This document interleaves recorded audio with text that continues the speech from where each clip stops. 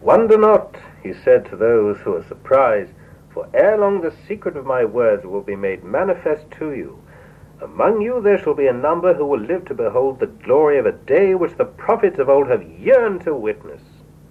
So great was his authority in the eyes of the ulamas who met and conversed with him, that they professed themselves incapable of comprehending the meaning of his mysterious illusions, and ascribed their failure to their own deficient understanding. Having sown the seeds of divine knowledge in the hearts of those whom he found receptive to his call, Sheikh Ahmad set out for Yazd, where he tarried a while, engaged continually in the dissemination of such truths as he felt urged to reveal. Most of his books and epistles were written in that city.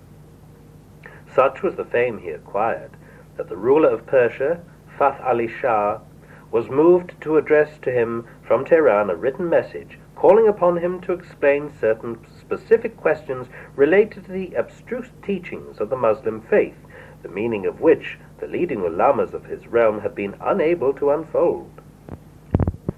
To this he readily answered in the form of an epistle to which he gave the name of Risale-i Sultaniye.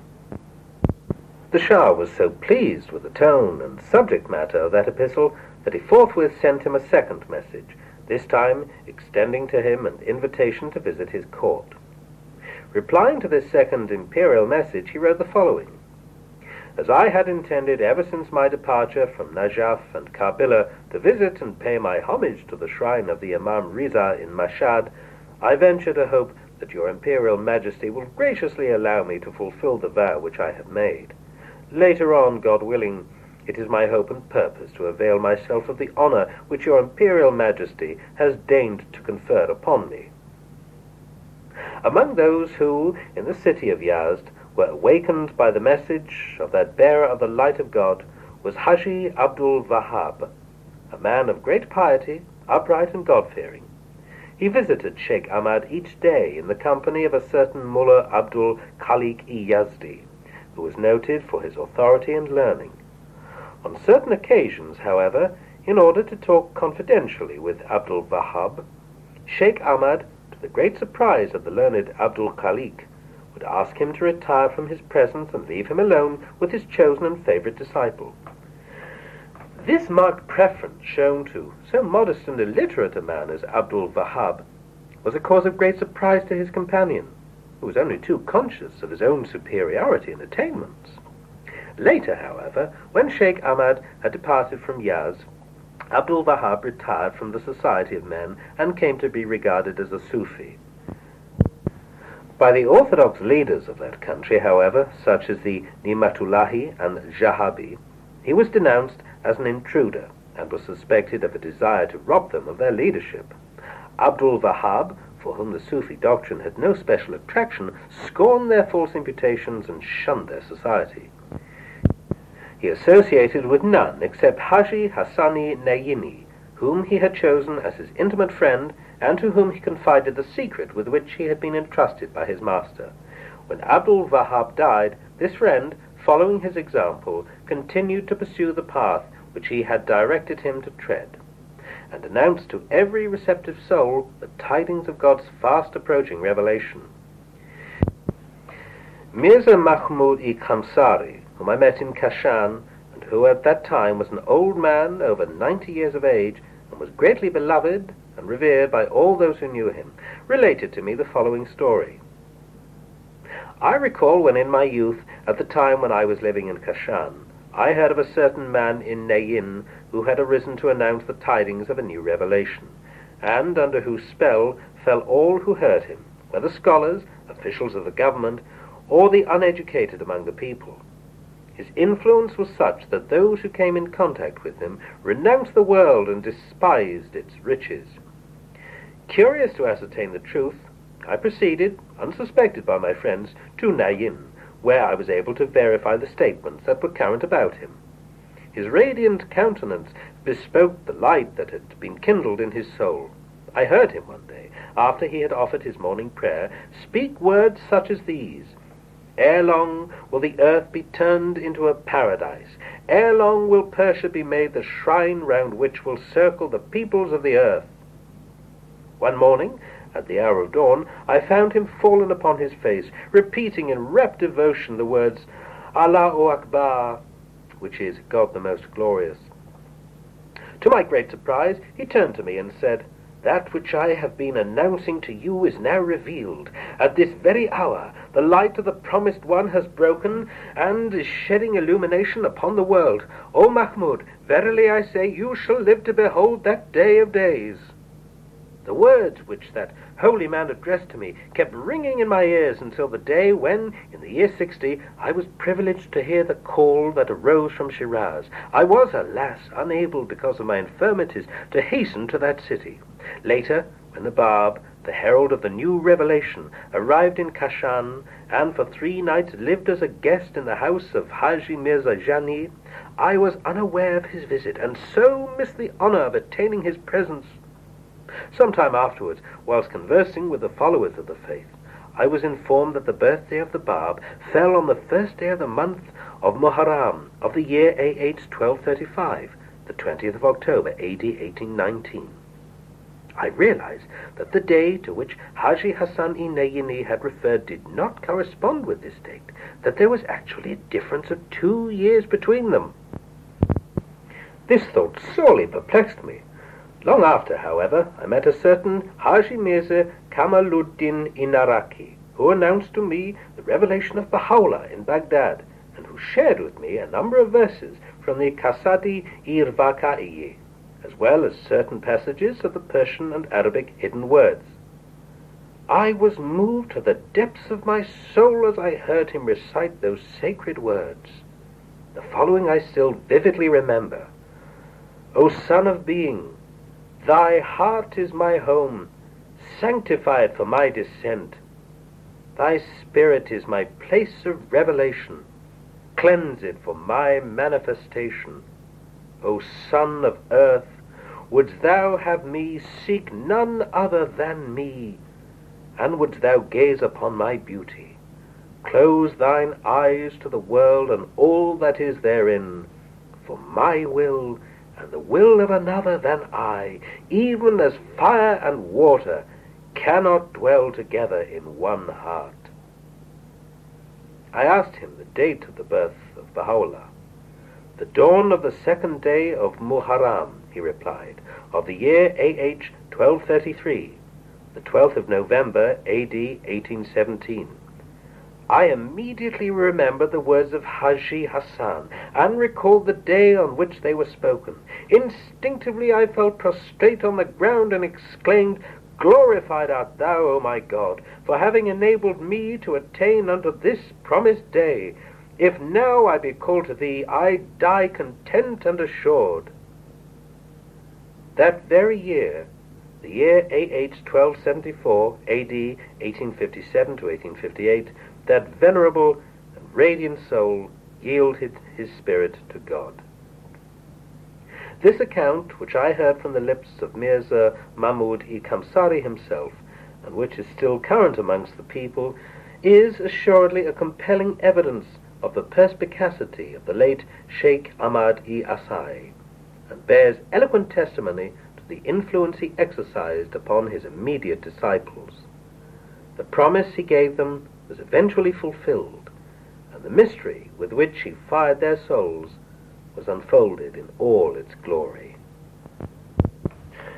During those days when Sheikh Ahmad was preparing to depart from Yazd, Sayyid Kazim-i Rashti, that other luminary of divine guidance, set out from his native province of Gilan with the object of visiting Sheikh Ahmad ere the latter undertook his pilgrimage to Khurasan.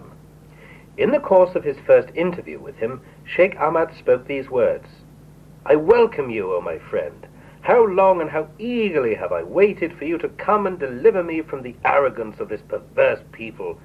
I am oppressed by the shamelessness of their acts and the depravity of their character.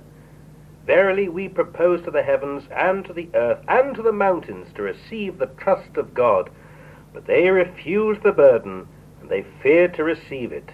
Man undertook to bear it, and he, verily, hath proved unjust, ignorant." This Sayyid Kazim had already from his early boyhood shown signs of remarkable intellectual power and spiritual insight. He was unique among those of his own rank and age. At the age of 11, he had committed to memory the whole of the Koran. At the age of 14, he had learned by heart a prodigious number of prayers and recognized traditions of Muhammad. At the age of 18, he had composed a commentary on a verse of the Koran, known as the Ayatul Kursi, which had excited the wonder and the admiration of the most learned of his day. His piety, the gentleness of his character, and his humility was such that all who knew him, whether young or old, were profoundly impressed. In the year AH 1231, AD 1815-16, when only 22 years old, he, forsaking home, kindred, and friends, departed from Gilan, intent upon attaining the presence of him who had so nobly arisen to announce the approaching dawn of a divine revelation. He had been in the company of Sheikh Ahmad for only a few weeks when the latter, turning to him one day, addressed him in these words: "Remain in your house and cease attending my lectures. Such of my disciples as may feel perplexed will turn henceforth to you, and will seek to obtain from you directly whatsoever assistance they may require. You will, through the knowledge which the Lord your God has bestowed upon you, resolve their problems and tranquilize their hearts. By the power of your utterance, you will help to revive the sorely neglected faith of Muhammad, your illustrious ancestor." These words, addressed to Sayyid Kazim, excited the resentment and kindled the envy of the prominent disciples of Sheikh Ahmad, among whom figured Mullah Muhammad-i Mamakani and Mullah Abdul Khalik-i Yazdi.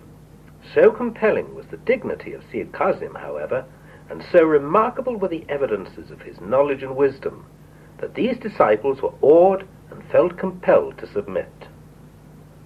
Sheikh Ahmad, having thus committed his disciples to the care of Sayyid Kazim, left for Khurasan. There he tarried a while in the close vicinity of the holy shrine of the Imam Riza in Mashhad. Within its precincts he pursued with undiminished zest the course of his labors. By resolving the intricacies that agitated the minds of the seekers, he continued to prepare the way for the advent of the coming manifestation.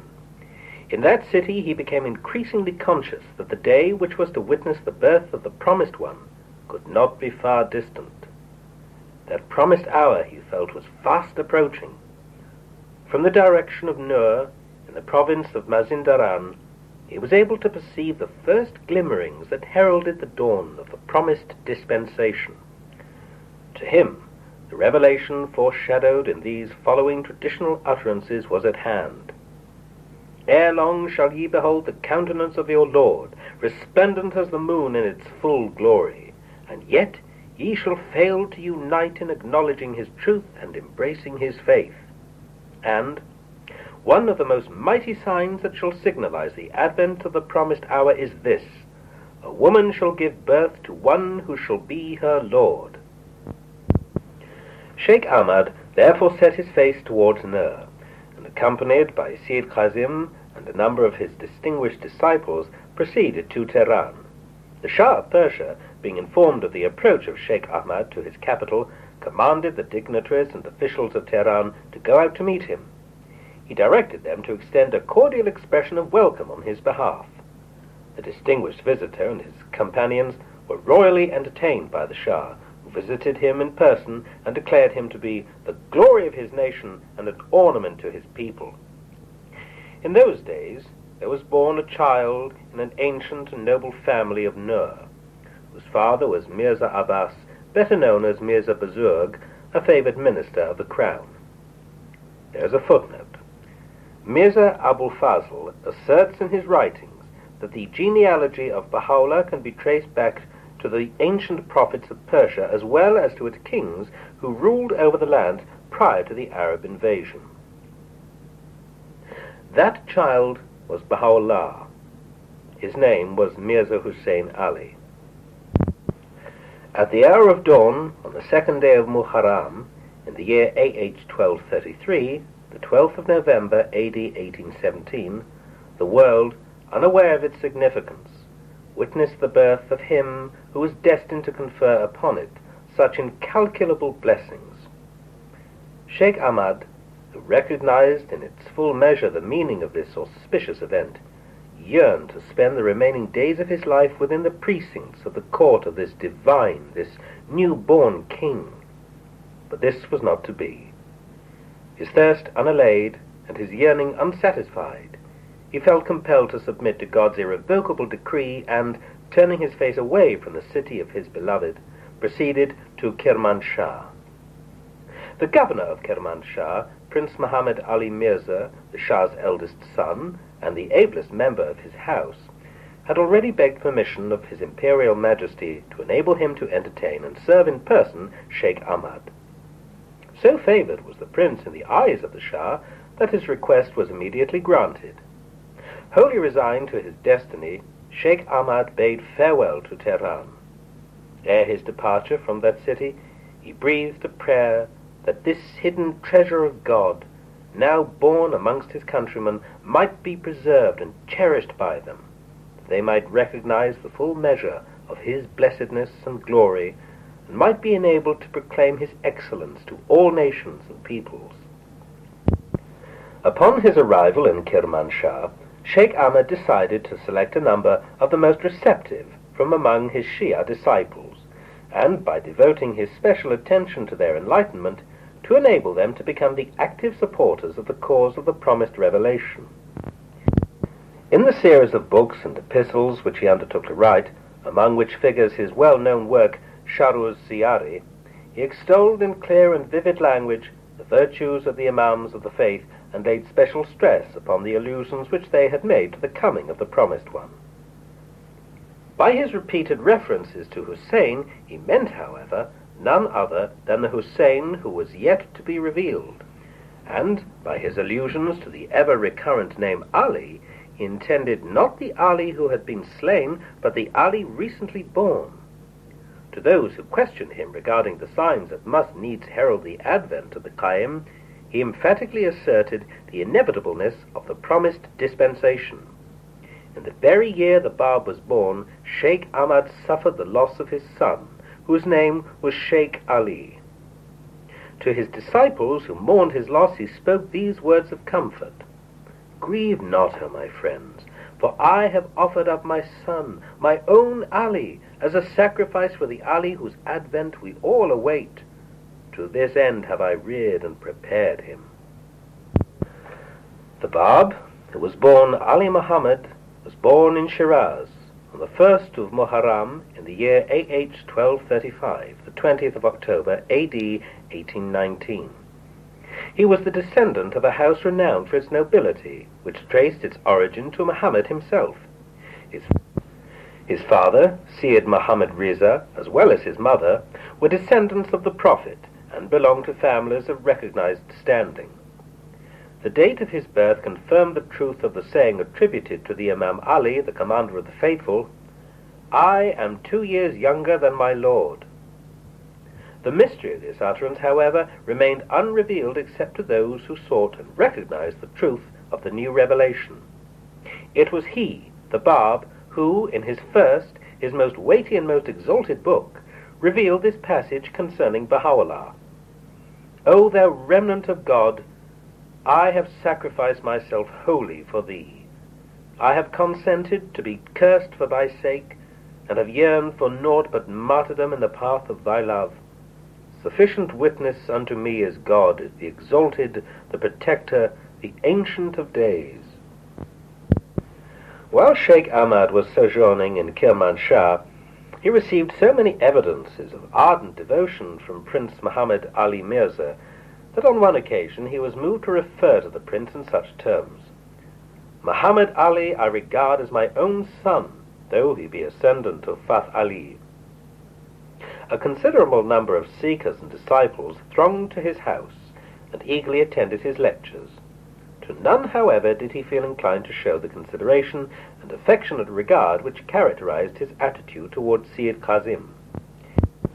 He seemed to have singled him out from among the multitude that crowded to see him, and to be preparing him to carry on with undiminished vigor his work after his death. One of his disciples one day questioned Sheikh Ahmad concerning the word which the Promised One is expected to utter in the fullness of time, a word so appallingly tremendous that the 313 chiefs and nobles of the earth would each and all flee in consternation as if overwhelmed by its stupendous weight. To him Sheikh Ahmad replied, "How can you presume to sustain the weight of the word which the chieftains of the earth are incapable of bearing? Seek not to gratify an impossible desire. Cease asking me this question and beseech forgiveness from God." That presumptuous questioner again pressed him to disclose the nature of that word. At last Sheikh Ahmad replied, "Were you to attain that day, were you to be told to repudiate the guardianship of Ali and to denounce its validity, what would you say?" "God forbid," he exclaimed, "such things can never be. That such words should proceed out of the mouth of the promised one is to me inconceivable." How grievous the mistake he made, and how pitiful his plight! His faith was weighed in the balance, and was found wanting, inasmuch as he failed to recognize that he who must needs be manifest is endowed with that sovereign power which no man dare question. His is the right to command whatever he willeth, and to decree that which he pleaseth. Whoever hesitates, whoever, though it be for the twinkling of an eye or less, questions his authority, is deprived of his grace, and is accounted of the fallen.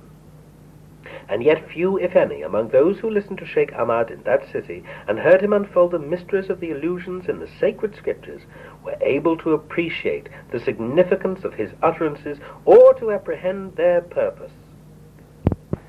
Sayyid Qasim, his able and distinguished lieutenant, alone could claim to have understood his meaning. After the death of Prince Muhammad Ali Mirza, Sheikh Ahmad, freed from the urgent solicitations of the prince to extend his sojourn in Kirmanshah, transferred his residence to Karbila. Though to outward seeming he was circling round the shrine of the Sayyidu Shuhada, the Prince of Martyrs, the Imam Hussein, his heart, whilst he performed those rites, was set upon that true Hussein, the only object of his devotions. A host of the most distinguished ulamas and mujtahids thronged to see him. Many began to envy his reputation, and a number sought to undermine his authority. However much they strove, they failed to shake his position of undoubted preeminence amongst the learned men of that city. Eventually, that shining light was summoned to shed its radiance upon the holy cities of Mecca and Medina. Thither he journeyed. There he pursued with unstinted devotion his labors, and there he was laid to rest, beneath the shadow of the Prophet's sepulchre, for the understanding of whose cause he had so faithfully labored. Ere he departed from Karbila, he confided to Sayyid Qasim, his chosen successor, the secret of his mission, and instructed him to strive to kindle in every receptive heart the fire that had burned so brightly within him. However much Sayyid Qasim insisted on accompanying him as far as Najaf, Sheikh Ahmad refused to comply with his request. "You have no time to lose," were the last words which he addressed to him. "Every fleeting hour should be fully and wisely utilized. You should gird up the loin of endeavor and strive day and night to rend asunder, by the grace of God and by the hand of wisdom and loving kindness, those veils of heedlessness that have blinded the eyes of men. For verily I say, the hour is drawing nigh, the hour I have besought God to spare me from witnessing, for the earthquake of the last hour will be tremendous. You should pray to God to be spared the overpowering trials of that day, for neither of us is capable of withstanding its sweeping force. Others, of greater endurance and power, have been destined to bear this stupendous weight. Men whose hearts are sanctified from all earthly things, and whose strength is reinforced by the potency of his power." Having spoken these words, Sheikh Ahmad bade him farewell, urged him to face valiantly the trials that must needs afflict him, and committed him to the care of God. In Karbila, Sayyid Qasim devoted himself to the work initiated by his master, expounded his teachings, defended his cause, and answered whatever questions perplexed the minds of his disciples. The vigor with which he prosecuted his task inflamed the animosity of the ignorant and envious. For 40 years they clamored. "We have suffered the pretentious teachings of Sheikh Ahmad to be spread with no opposition whatever on our part. We no longer can tolerate similar pretensions on the part of his successor, who rejects the belief in the resurrection of the body, who repudiates the literal interpretation of the mirage, the ascent of Muhammad to heaven, who regards the signs of the coming day as allegorical, and who preaches a doctrine heretical in character and subversive of the best tenets of Orthodox Islam." The louder their clamour and protestations, the firmer grew the determination of Sayyid Kazim to prosecute his mission and fulfill his trust. He addressed an epistle to Sheikh Ahmad, wherein he set forth at length the calumnies that had been uttered against him, and acquainted him with the character and extent of their opposition.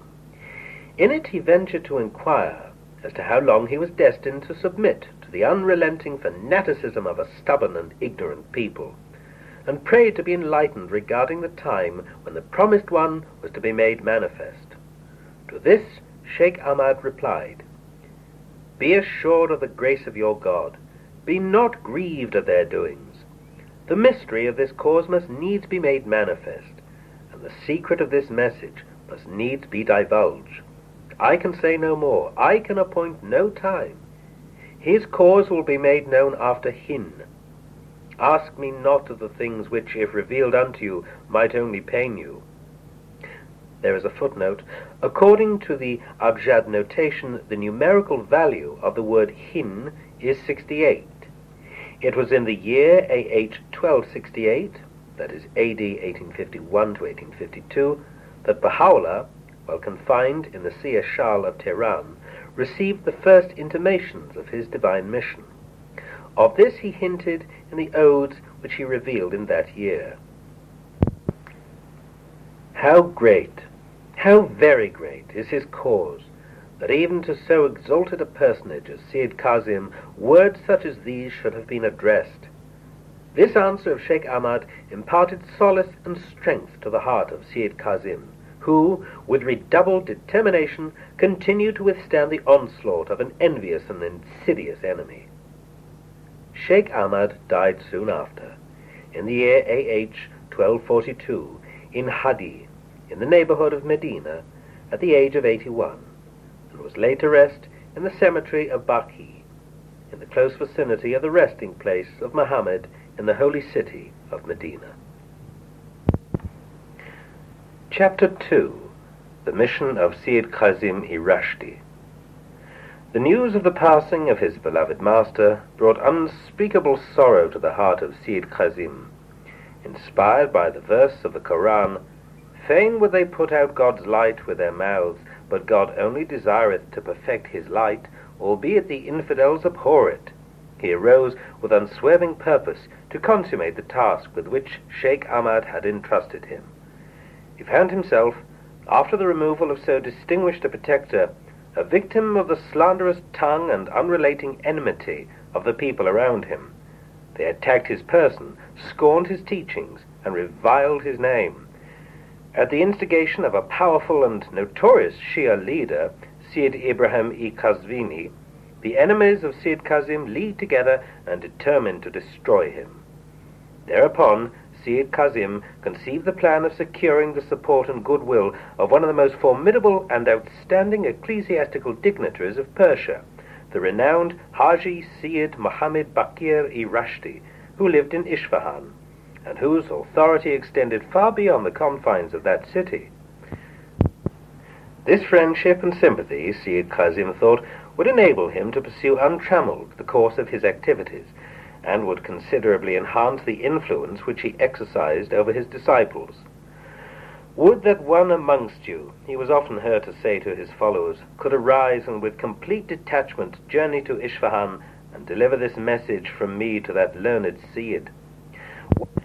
Why is it that in the beginning you showed such marked consideration and affection for the late Sheikh Ahmad, and now have suddenly detached yourself from the body of his chosen disciples? Why is it that you have abandoned us to the mercy of our opponents? Would that such a messenger, putting his trust in God, might arise to unravel whatever mysteries perplex the mind of that learned Sayyid, and dispel such doubts as might have alienated his sympathy. Would that he were able to obtain from him a solemn declaration testifying to the unquestioned authority of Sheikh Ahmad, and to the truth and soundness of his teachings. Would that he also, after having secured such a testimony, might visit Mashhad, and there obtain a similar pronouncement from Mirza Askari, the foremost ecclesiastical leader in that holy city, and then, having completed his mission, might return in triumph to this place. Again and again did Sayyid Kazim find opportunity to reiterate his appeal. None, however, ventured to respond to his call, except a certain Mirza Muhit-i Kirmani, who expressed readiness to undertake this mission. To him, Sayyid Kazim replied, "Beware of touching the lion's tail. Belittle not the delicacy and difficulty of such a mission." He then, turning his face towards his youthful disciple, Mullah Hussein-i Bushrui, the Babul Bab, addressed him in these words: "Arise and perform this mission, for I declare you equal to this task. The Almighty will graciously assist you, and will crown your endeavors with success." There is a footnote. Mullah Hussein-i Bushrui, the Babul Bab, was the first to believe in the Bab, who gave him this title. Mullah Hussein joyously sprang to his feet, kissed the hem of his teacher's garment, vowed his loyalty to him, and started forthwith on his journey. With complete severance and noble reserve, he set out to achieve his end. Arriving in Isfahan, he sought immediately the presence of the learned Sayyid. Clad in mean attire and laden with the dust of travel, he appeared amidst the vast and richly apparelled company of the disciples of that distinguished leader, an insignificant and negligible figure. Unobserved and undaunted, he advanced to a place which faced the seat occupied by that renowned teacher. Summoning to his aid all the courage and confidence with which the instructions of Sayyid Kazim had inspired him, he addressed Haji Sayyid Muhammad Bakir in these words: "Hearken, O Sayyid, to my words, for response to my plea will ensure the safety of the faith of the Prophet of God, and refusal to consider my message will cause it grievous injury." These bold and courageous words, uttered with directness and force, produced a surprising impression upon the Sayyid. He suddenly interrupted his discourse, and, ignoring his audience, listened with close attention to the message which this strange visitor had brought. His disciples, amazed at this extraordinary behavior, rebuked this sudden intruder and denounced his presumptuous pretensions. With extreme politeness, in firm and dignified language, Mullah Hussein hinted at their discourtesy and shallowness, and expressed surprise at their arrogance and vainglory. The Sayyid was highly pleased with the demeanor and argument which the visitor so strikingly displayed. He deplored and apologized for the unseemly conduct of his own disciples. In order to compensate for their ingratitude, he extended every conceivable kindness to that youth, assured him of his support, and besought him to deliver his message. Thereupon, Mullah Hussein acquainted him with the nature and object of the mission with which he had been entrusted. To this the learned Sayyid replied: "As we in the beginning believed that both Sheikh Ahmad and Sayyid Kazim were actuated by no desire except to advance the cause of knowledge and safeguard the sacred interests of the faith, we felt prompted to extend to them our heartiest support and to extol their teachings. In later years, however, we have noticed so many conflicting statements and obscure and mysterious allusions in their writings that we felt it advisable to keep silent for a time, and to refrain from either censure or applause." To this Mullah Hussein replied: "I cannot but deplore such silence on your part, for I firmly believe that it involves the loss of a splendid opportunity to advance the cause of truth. It is for you to set forth specifically such passages in their writings as appear to you mysterious or inconsistent with the precepts of the faith, and I will, with the aid of God, undertake to expound their true meaning." The poise, the dignity and confidence which characterized the behavior of this unexpected messenger greatly impressed Haji Sayyid Muhammad Bakir.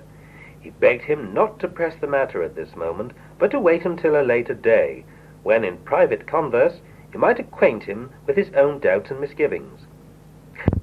Mullah Hussein, however, feeling that delay might prove harmful to the cause he had at heart, insisted upon an immediate conference with him about the weighty problems which he felt impelled and able to resolve. The Cid was moved to tears by the youthful enthusiasm, the sincerity and serene confidence to which the countenance of Mullah Hussein so admirably testified. He sent immediately for some of the works written by Sheikh Ahmad and Sayyid Kazim, and began to question Mullah Hussein regarding those passages which had excited his disapproval and surprise. To each reference the messenger replied with characteristic vigor, with masterly knowledge, and befitting modesty. He continued in this manner, in the presence of the assembled disciples, to expound the teachings of Sheikh Ahmad and Sayyid Kazim, to vindicate their truth, and to defend their cause, until the time when the muazzin, calling the faithful to prayer, suddenly interrupted the flow of his argument. The next day he similarly, in the presence of a large and representative assembly, and whilst facing the Cid, resumed his eloquent defence of the high mission entrusted by an almighty providence to Sheikh Ahmad and his successor. A deep silence fell upon his hearers. They were seized with wonder at the cogency of his argument and the tone and manner of his speech.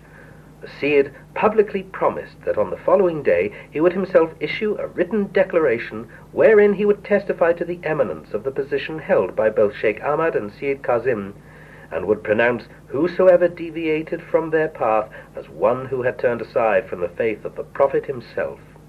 He would likewise bear witness to their penetrative insight and their correct and profound understanding of the mysteries which the faith of Muhammad enshrined. The Cid redeemed his pledge, and with his own hand penned the promised declaration. He wrote at length, and in the course of his testimony paid a tribute to the character and learning of Mullah Hussein. He spoke in glowing terms of Sayyid Kazim, apologized for his former attitude, and expressed the hope that in the days to come he might be enabled to make amends for his past and regrettable conduct towards him. He read himself to the disciples the text of this written testimony, and delivered it unsealed to Mullah Hussein, authorizing him to share its contents with whomsoever he pleased, that all might know the extent of his devotion to Sayyid Kazim. No sooner had Mullah Hussein retired than the Cid charged one of his trusted attendants to follow in the footsteps of the visitor, and find out the place where he was residing. The attendant followed him to a modest building which served as a madrisi, and saw him enter a room which, except for a worn-out mat which covered its floor, was devoid of furniture.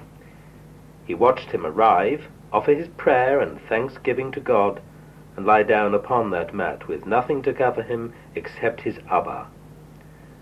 Having reported to his master all that he had observed, the attendant was again instructed to deliver to Mullah Hussein the sum of 100 tumans, and to express his sincere apologies of his master for his inability to extend to so remarkable a messenger a hospitality that befitted his station.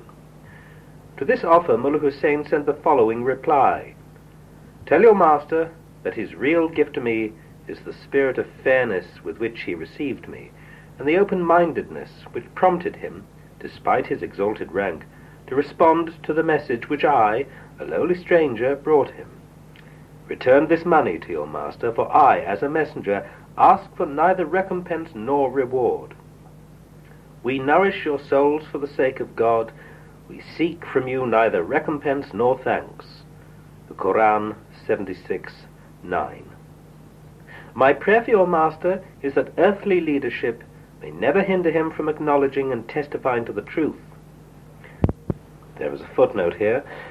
The Bab, in the Bahá'í refers to Mullah Hussein in these terms: "You especially know who is the first witness of that faith.